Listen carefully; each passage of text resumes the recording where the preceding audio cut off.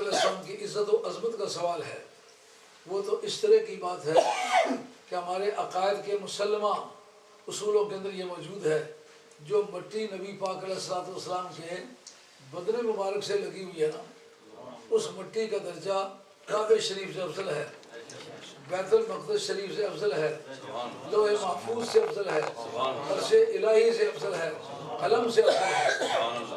یعنی کائنات میں جو باڈیز ایگزسٹ کرتی ہیں، جتنے جسم پائے جاتے ہیں، کوئی جسم بھی اس پائے کا نہیں جس پائے کی وہ مٹی ہے جو سرکار کے بدن سے لگی ہے، یعنی اس طرح ٹچ کیا ہے۔ اگر اس کا درجہ زمین سے لے کر آسمان تک سب اجسام سے اعلیٰ عرفہ ہے، تو پھر سرکار کے اپنی ذات کی کیا بحث ہوگی۔ اور نبی پاک علیہ السلام مدینہ طیبہ میں ایک مسجد ہے، اب تو ان وہابیوں نے اس کا نشان مٹا دیا ہے، لیکن جو بقیع شریف کا شمال مشرقی کونا ہے نا، اس کونے سے تقریباً 150 قدم چلیں تو اس جگہ آدمی پہنچ جاتا ہے۔ اس کا نام ہے مسجد بغلا۔ بغلا کہتے ہیں خچر کو۔ ادنا اور ذلیل جانوروں کے ناموں پر مسجدوں کے نام رکھنا حرام ہے۔ جیسا آپ یہ نہیں کہہ سکتے گدھے والی مسجد، گھوڑے والی مسجد، بلی والی مسجد۔ یہ پھر کیوں درست ہوا مسجد بغلا کا؟ اس کی وجہ یہ ہے وہ ادنا جانوروں میں اس کا شمار نہیں ہوتا۔ سرکار اس پر سوار تھے، سرکار تشریف لے جا رہے تھے۔ حضرت ابراہیم علیہ السلام کی یہ خصوصیت ہے، پختہ پتھر پہ پاؤں رکھا۔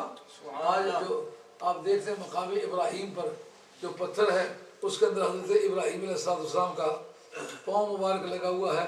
اس سے کہ فولڈنگ تھا آپ کا تعمیر کعبہ کے وقت، جب کسی جگہ آپ پہنچنا چاہتے ہیں وہ خود اٹھ جاتا ہے، جب نیچے ہونا چاہتے ہیں تو خود نیچے ہو جاتا ہے۔ اندازہ کیجئے، دل کا حال معلوم کرو، یہ غیب جاننا ہے۔ ارے پتھر، میں تم سے پوچھتا ہوں، تو ذرا سوچ کے بتا، سرکار ابراہیم علیہ السلام کے دل کی باتیں تجھے کس طرح پتہ چلی؟ کہا میں تو پتھر ہی تھا، مجھے غیب کا علم نہیں تھا، لیکن غیب جاننے والے کے قدم چومے ہیں تو مجھ میں بھی غیب نہیں ہے۔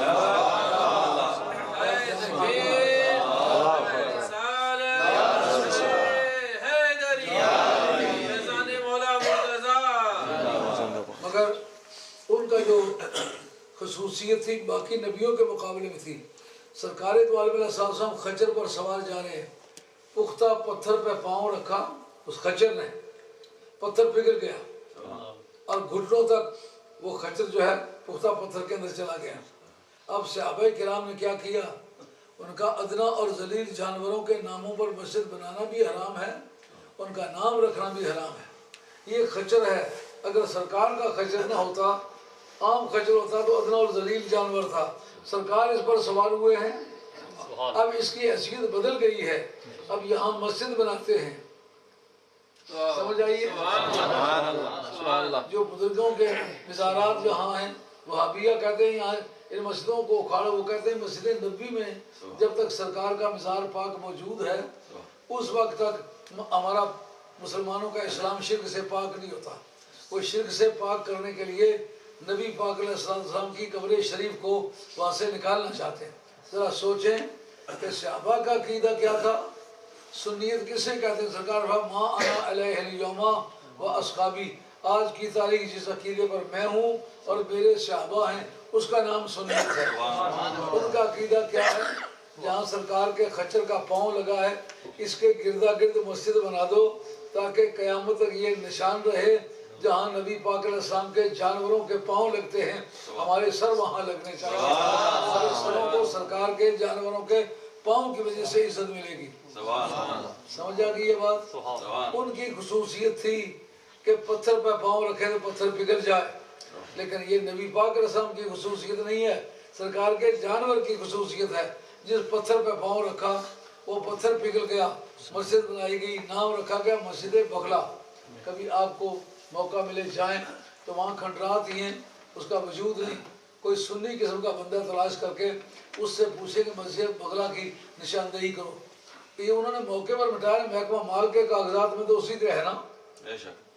جیسے آپ دیکھتے ہیں نا کہ آپ کی زمینیں شاملات ہیں، ملکیتی نمبر ہیں، وہ جو نالا ہے وہ بہا کے لے گیا ہے، پمبر کا نالا جو ہے یہ تو اپنے چچا جی کا بھی صرفہ نہیں کرتا نا، یہ جب بہانے پر آئے تو وہ کے لے جاتا ہے، اور کمر سے پانی اوپر ہو جائے، نواب صاحب کا بیٹا ہو تو بھی بہا کے لے جاتا ہے سخت۔ تو اس طرح موقع پر تو اس نے وہ ساری زمینیں کٹوتی کر کے نالا بنا لیا ہے، لیکن اگر پٹواری کے پاس جائیں تو محکمہ مال میں ریکارڈ موجود ہوگا، کہا ان جنوں نے نبی پاک علیہ السلام کے نشانات کو مٹایا ہے، مگر سرکار کے جو کاغذات مال ہیں ان کے اندر تو موجود ہے۔ مسجد بغلا میرا ایک رف اندازہ ہے، غالباً 150 قدم میں چلا تھا تو وہاں پہنچ گیا تھا۔ میرے پاس پورا مدینہ طیبہ کا نقشہ تھا۔ مدینہ طیبہ 8 مرتبہ اجڑ کے یہ 9ویں مرتبہ آباد ہوا ہے۔ اللہ کی شان، جتنے بھی انقلابات آئے ہیں مدینہ طیبہ پر آئے ہیں، جہاں سرکار کا گھر ہے۔